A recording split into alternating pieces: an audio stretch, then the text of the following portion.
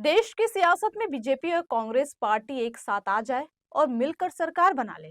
अगर आपको इसका जवाब देना होगा तो लोग कहेंगे यह महज एक कल्पना है और इसका वास्तविकता से कोई नाता नहीं है।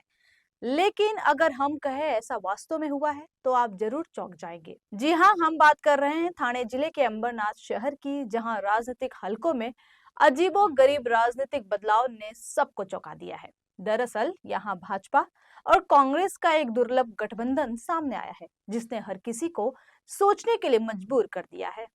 बता दें कि भाजपा ने कांग्रेस और अजित पवार गुट के पार्षदों के साथ मिलकर अंबरनाथ विकास आघाड़ी का गठन किया है और मुंबई क्षेत्र की एक नगर परिषद पर नियंत्रण हासिल कर लिया।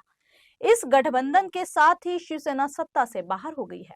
इस सियासी समीकरण ने महायुति के भीतर, खासकर शिंदे गुट के अंदर, हलचल सी मचा दी है। दरअसल हाल ही में हुए नगर परिषद और नगर पंचायत चुनाव में महायुति को राज्य भर में बड़ी सफलता मिली। वहीं अगर बात करेंगे अंबरनाथ नगर परिषद की, तो यहाँ कुल स्ट्रेंथ 59 पार्षदों की है, जहां शिवसेना शिंदे गुट ने निकाय चुनाव में 28 सीटें जीतकर अंबरनाथ नगर परिषद की सबसे बड़ी पार्टी बनकर उभरी। तो वहीं बीजेपी 15 पार्षदों की जीत के साथ दूसरे नंबर पर रही थी। तीसरे नंबर पर कांग्रेस के 12 पार्षद जीते थे और अजित पवार के एनसीपी 4 पार्षदों के साथ चौथे नंबर पर। अंबरनाथ नगर परिषद की सत्ता पर लंबे समय से शिवसेना का कब्जा रहा है, लेकिन इस बार बीजेपी ने शिवसेना शिंदे गुट को सत्ता से बाहर करने के लिए कांग्रेस से हाथ मिला लिया और इस गठबंधन को अंबरनाथ विकास आघाड़ी का नाम दिया। वहीं कांग्रेस के साथ बीजेपी के गठबंधन को लेकर शिवसेना के नेताओं में भारी नाराजगी देखी गई। एकनाथ शिंदे की अगुवाई वाली पार्टी ने इसे अभद्र गठबंधन करार दिया। शिंदे गुट के विधायक डॉक्टर बालाजी किनीकर ने बीजेपी कांग्रेस गठबंधन को शिवसेना के साथ विश्वासघात बताया। उन्होंने कहा, कांग्रेस मुक्त भारत की बात करने वाली बीजेपी का अंबरनाथ की सत्ता के लिए कांग्रेस के साथ गठबंधन करना शिवसेना की पीठ में छुरा घोंपने जैसा है। हालांकि बीजेपी ने शिंदे गुट के आरोपों को सिरे से खारिज कर दिया। बीजेपी उपाध्यक्ष गुलाब राव करंजुले पाटिल ने कहा, पार्टी ने जनता से जो वादा किया था उसी को निभाने के लिए यह फैसला लिया गया है। हमारा उद्देश्य नगर प्रशासन को भ्रष्टाचार से मुक्त करना और अंबरनाथ में विकास सुनिश्चित करना था। इसी लक्ष्य को ध्यान में रखते हुए हमने यह गठबंधन बनाया। कुल मिलाकर इस गठबंधन ने महायुति के भीतर तनाव बढ़ा दिया है। अब देखना यह होगा कि आने वाले बीएमसी चुनाव पर इस गठबंधन का क्या असर पड़ता है। बीजेपी और कांग्रेस ने मिलकर सत्ता नहीं बनाई है। नगराध्यक्ष एक चार्टर्ड अकाउंटेंट तेजस्विनी करंजुले जी यहाँ पर चुन के आई है। भारतीय जनता पार्टी की नगराध्यक्ष यहाँ पर चुन के आई है और अंबरनाथ के विकास के लिए कांग्रेस और बाकी दलों ने उनको समर्थन दिया है। वहाँ पर अलायंस नहीं हुई है, उधर कोई भी युति नहीं हुई है, वहाँ पर समर्थन दिया है। देखा जाए कि सीएम ने नाराजगी व्यक्त की है, इसके बारे में क्या कहना चाहेंगे? नहीं, वैसे तो ये नाराजगी की बात है, इसमें कोई भी दोहराई नहीं है।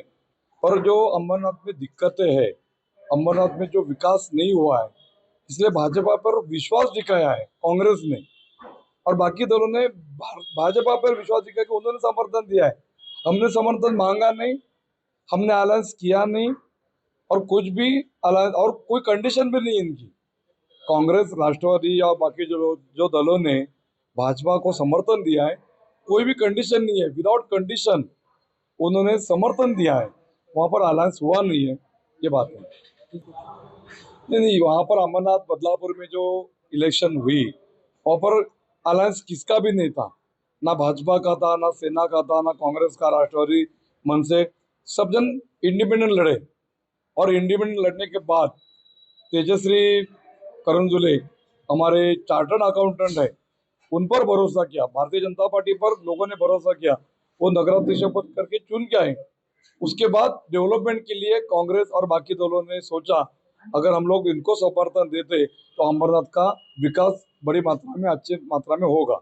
इस विश्वास से लोगों ने समर्थन दिया। ये बहुत बड़े नेता है, माजी आमदार भी रह चुके हैं। मुझे लगता है ऐसे बड़े वरिष्ठ नेताओं ने जहाँ पर महायुति है, जहाँ पर महायुति सब जगह लड़ रही है एक साथ मिलके, केंद्र में भी है, राज्य में भी है और यहाँ कल्याण डोंबिवली में भी है, तो मुझे लगता है कि जो बात मुख्यमंत्री देवेंद्र फडणवीस जी कहते हैं और जो बात एकनाथ जी शिंदे साहब कहते हैं कि नगर परिषद इलेक्शन हुए लेकिन एक दूसरे के ऊपर टीका टिप्पणी नहीं हुई, ये पहली बार महाराष्ट्र के इतिहास में हुआ कि एक जन ने भी एक दूसरे के ऊपर टीका टिप्पणी नहीं की। वही उसूल इस म्यूनिसिपल कॉर्पोरेशन के चुनाव में, जहां पर म्यूनिसिपल कॉर्पोरेशन में युति नहीं हुई है, वहां पर एक दूसरे के ऊपर टीका टिप्पणी नहीं करनी है। मुझे लगता है कि ऐसे परिस्थिति में जो एमएलए रह चुके हैं, जो वरिष्ठ नेता है, उनको समझ में आना चाहिए कि एक डिसिप्लिन, एक डेकोरम जो है, ये महायुति का खुद को भी संभालना चाहिए, दूसरे को भी संभालना चाहिए। और ऐसी परिस्थिति में एक दूसरे के ऊपर टीका टिप्पणी करना जरूरी नहीं है। यहाँ पर टीका टिप्पणी करने तो हमारे पास भी बहुत कुछ है बोलने के लिए, लेकिन आज यहाँ पर हम लोग महायुति में, जहाँ पर महायुति में नहीं है, वहां पर फ्रेंडली फाइट जो है हम लोग कर रहे हैं।